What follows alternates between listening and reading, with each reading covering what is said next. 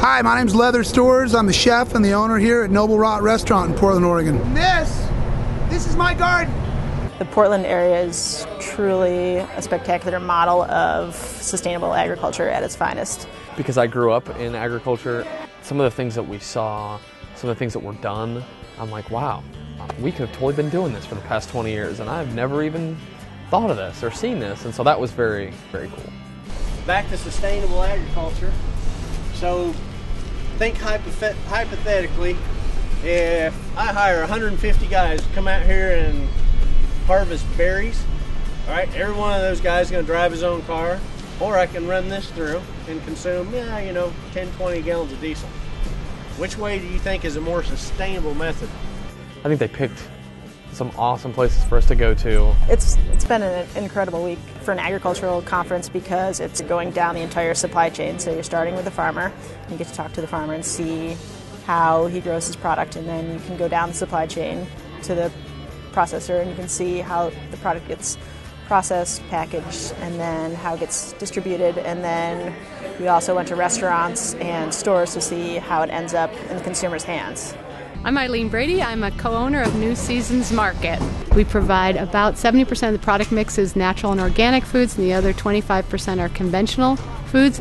We set out to build our regional food economy and strengthen it, and so what we've done is we've partnered with local fishers, farmers, ranchers, and other producers so that we can give back to our community and make sure that we keep agricultural lands in production. Certainly the movement's growing with sustainable agriculture products, but for it to grow, we've got to get this tight underwear attitude of folks who talk about sustainability, and if we're going to make it work, we've got to partner with sizable folks in the agriculture industry. My brother and myself started the company in 1973, and so we've been here a good while.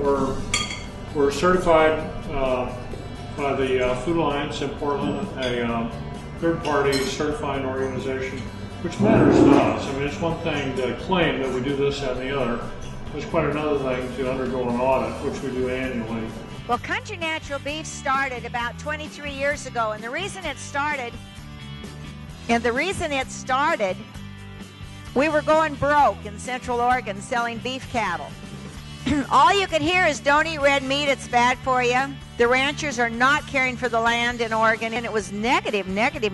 So it really bothered me because we'd really been working with our beef cattle, and they were eating the natural grasses that are raised in the high desert country. To me, this is the beginning, in our case, was one of the beginnings of the sustainability of agriculture on our ranch, because it was putting together the product we raised into being able to get the product we raise into the cities, the markets, that people want to eat it and know where it came from. It's really our vertical integration, though, that has allowed us to find talent like Kim and Tina and John, because we've taken what was a farm and a processor and marketing entities, what had normal, 3 and 4 overheads, and brought those overheads back to the farm, or back to one entity, which has really allowed us as an organization to go out and find very good talent. The point I'm trying to make is we can go from satellite technology out there, GPS, to farming within a centimeter of each other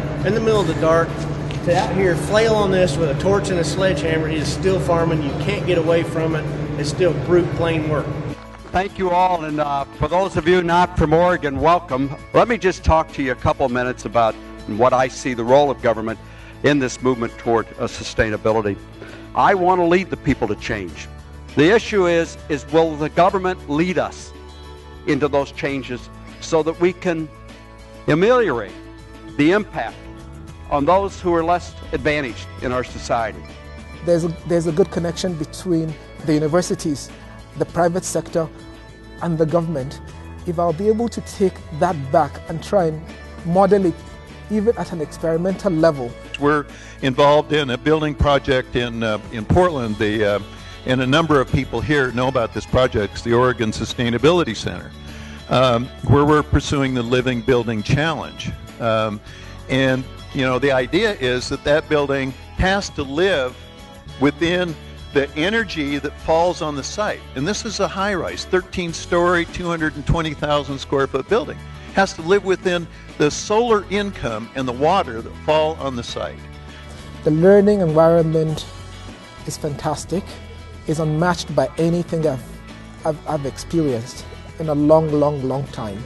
Because of you learning and experiencing as well as seeing what you're learning, and then talking with the people that created, that have the vision, and most importantly, understanding the rationale behind what they're doing and try to match that with their goals and aspirations.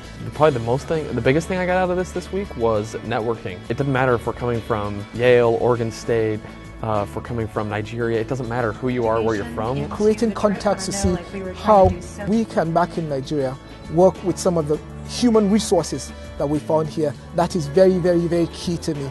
I think that I took home a more integrative approach as I go on to be a lawyer and other things. Like, I'm going to use this week and some of the things that I learned in connections that I made to leverage that into being a more integrative policy person. Whatever we do has to have a lasting value for the communities in which we're active. Otherwise, what's the use, right?